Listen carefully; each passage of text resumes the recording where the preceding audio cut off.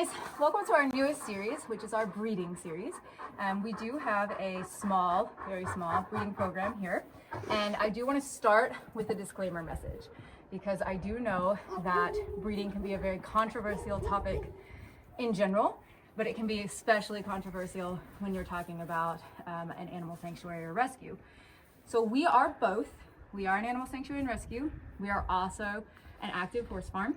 Lachi is my personal stallion. He was born and bred in Bulgaria. And I believe personally that there is a very important place for responsible breeders of all species. I think it's how you preserve the best of the species. I think it's how you preserve the best of breeds when you're talking about dogs or horses for a specific type of work that you may be wanting from them. I think it's how you ensure that good genetics are passed on versus just whatever the heck is out there and happens by accident. So that is my personal stance on breeding. I'm not anti-breeding. I'm actually very pro-breeding in a very responsible manner. When we're talking about it from our perspective, where we run a sanctuary and a rescue, so we are constantly taking in animals that often are a result of irresponsible breeding or street dogs and lack of spaying and neutering. My viewpoint is, as long as what we are producing is not going to add to that particular problem, then we are morally in the clear. So everything that is bred and born on this farm stays on this farm for life. We do not breed to sell ever for any reason. We do not stand our stallion to the outside public. He breeds only the selected mares that I personally own. We do not rehome. We do not, hand off to other rescues if they don't suit our program. This is 100% from the moment that we even consider conception to the time when the horse naturally passes away. This animal is going to stay with us on this farm for the entirety of its life. So, again, this is my personal viewpoint. I know we're gonna have lots of differing opinions out there. We welcome, polite and kind discourse on this subject, but we just wanted to put out there right away, this is our stance on this. So, question for us is, why are we breeding, right? Because I actually have never in my life been interested in breeding. I have a long and varied horse history, but breeding is not one of the areas that I've ever had any interest in or ever done a whole lot of work in even. I've worked at a couple breeding farms here and there over my career, but it's never been my focal point. So why are we breeding? Well, we've talked about in our Money Talk series, which you should go check out on our YouTube channel if you haven't already, that I firmly believe that responsible nonprofits fund from within as much as possible, so that we make as much money from our own, our own activities as we can, so that we're able to support the animals on our farm without having to rely on donors.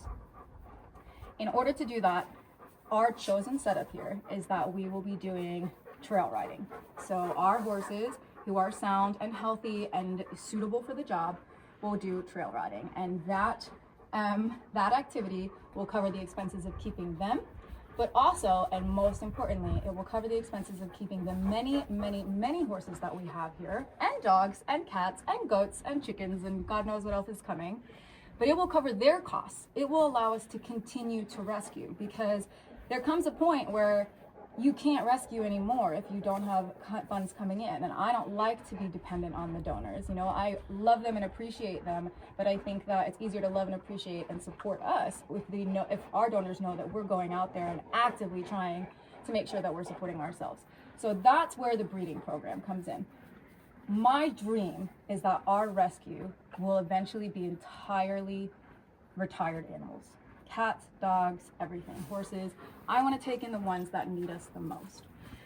But in order to do that, I need to have horses here that are able to do the trail riding safely. And so, because I don't want to always be having to just rescue horses who can work for their keep, right? I want to focus on creating a really great sustainable breeding program that basically allows us to have the best quality of horse for the job that we're asking, give them the absolute best quality life for the entire time that we have them, and allows us to not have to use rescue horses in that capacity ever at all, period. Because like I said, my big dream is that we'll be like a fully retirement sanctuary for horses, dogs, and other. So that's where our breeding program is coming from. The program is centered right now around Malachi here. This is our stallion. He is a little over 3.5 years old now.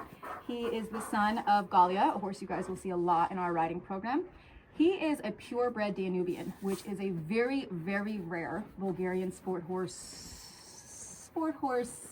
light heavy horse breed, meant to be really like an all-around kind of breed. And because they're so rare, they do have really phenomenal genetics, and that is why we are breeding Malachi, because he is absolutely a stunning conformational and a mental example of what you really want for a really great trekking program and just a really great sound horse.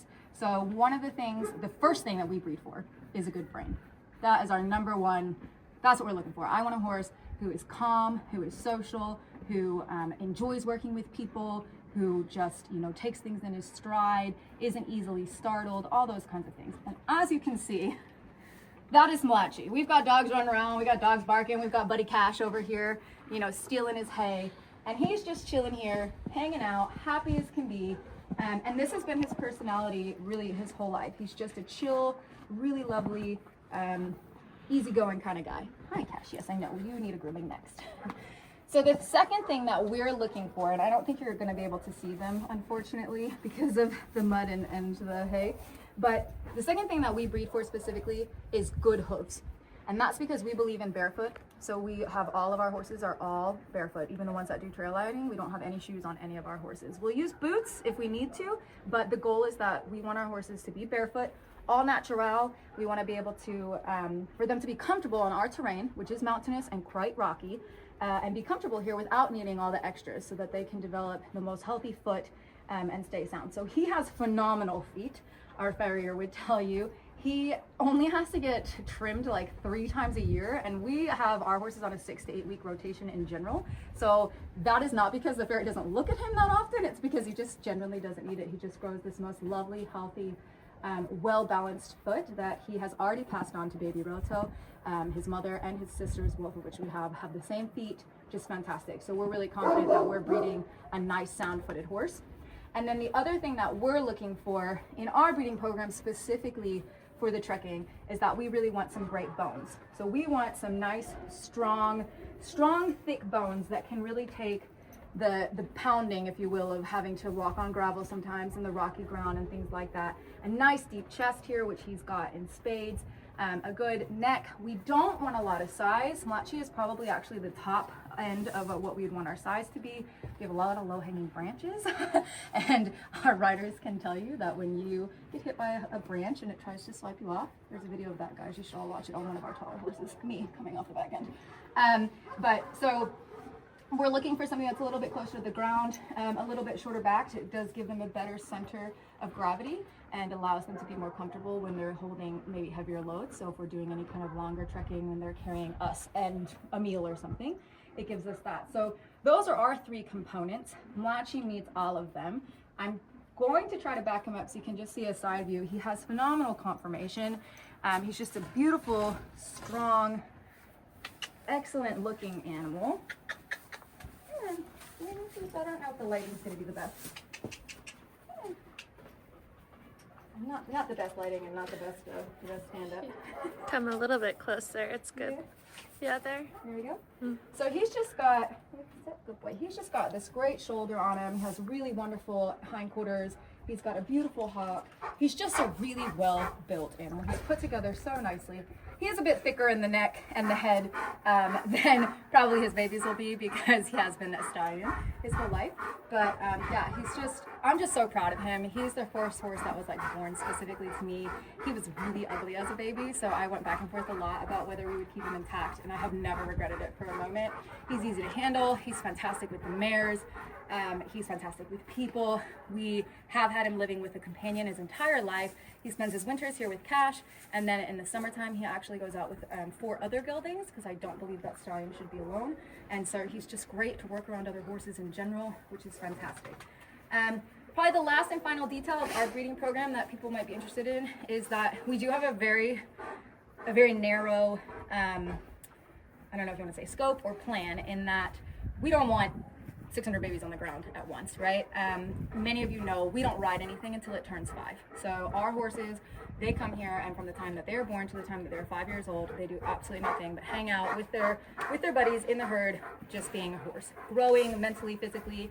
You know, yeah, of course we do little bits of working with them, we groom them and we hang out with them, we play with them, but we want them to be a horse. And so with that in mind, we want to have a slow feed into our program of new horses. So that means that every year we'll breed Malachi twice. So he will impregnate 2 mares. This coming year, this year we have Maisie and Ladybug, who are pregnant to him, who will feature in our next videos. And next year we have Rosa and Halo, who we'll be introducing later on in the season. And then his final breeding year, he will have Guapa and Anya. So he will give us, if we don't count Baby Roto, because Baby Roto was an accident. We didn't expect him. We didn't know how that happened. But he will give us 6 foals. And his final year will be his 5-year-old year. And once we have all 6, once we've bred him for the final time and have confirmed pregnancies of the final 2, we will castrate him and he will join our breeding program. So he is not going to stay intact for his entire life. He is not going to continue to just be a stallion his whole life. He's spending his first 5 years of life being a horse and doing just a little bit of fun work. I think he seems to enjoy it. And so as long as he gives us a colt, as long as one of his 6 babies are a colt. We have castrated Baby Roto because of the circumstances of his birth. As beautiful as he is, probably not the best one to breed onward.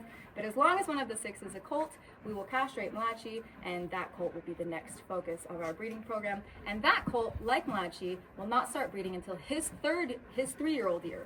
So there will be a big gap of time, 3 years. Basically, our goal is two foals per year for 3 years, and then a gap of 3 years of nothing. And then 2 foals per year for 3 years, and then a gap. So that we have a very slow incoming. We never have 6-10 foals on the ground. We have to break it once or try to, get into the program really fast. We're just kind of slowly re-embellishing our program. And the other flip side of that is that even our breeding horses, even our personal horses that are used for the trekking, our goal is to retire by age 20. Horses can live into their 30s easily. I want horses to spend the first 5 years doing nothing, and then their last, please, 15 to 20 years also doing nothing. I want them to give us 15 good, solid, quality years while they're healthy and sound, and as long as it makes them happy, and then I want them to go back to being a horse. And in order to do that, we need to have a really nice, easy breeding program in place with horses who are going to just really excel in that. So that is our breeding program in a nutshell. I'm gonna need some water. That was so much talking. If anybody has any questions, again, we welcome, intelligent and thoughtful discourse. We do know that this is going to be a bit of a controversial subject. We respect your opinion on that. We hope that you'll respect ours and that our reasons behind our breeding program make sense to you, and that first and foremost, that we're not adding to the rescue crisis, and that obviously we're just providing the best quality of care and the best lives that we possibly can for these horses. So please, if you want to subscribe, we will have more breeding. Next up is our mares. We have 2 that are pregnant and ready to foal. 1 is coming up really soon, and we'll be introducing you to them. We'll be following along with their babies' births. We'll be following along with the breeding season of the next mares, etc., etc., etc. So, like, share, comment, questions, healthy, polite discourse. And of course, if you want to come and visit our stallion Malachi here at the farm sometime, go check out our website at www.holdfasttodreams.com. You can book a ride on some of our horses, including his mother and sister.